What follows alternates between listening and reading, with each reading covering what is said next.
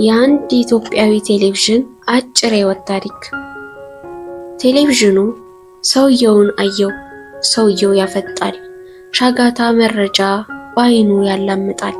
አይኑን ላፍታ ማርገብ ከሽንፈት ቆጥሮ የአይኖቹን ሽፋሽፍት በችካል ወጥሮ ባዶና ትዕይንቱን በቅጡ ሳይለየው ያፈጣል ያፈጣል ያፈጣል ሰውየው።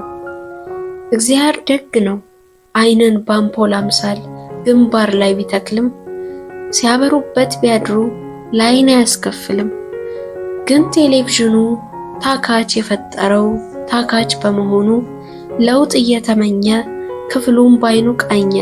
ካፍጣጩ ሰው በቀር ምንም አላገኘ። ስለዚህ ሰለቸው፣ ታከተው፣ ተከፋ። እኩለ ሌሊት ላይ ራሱን አጠፋ።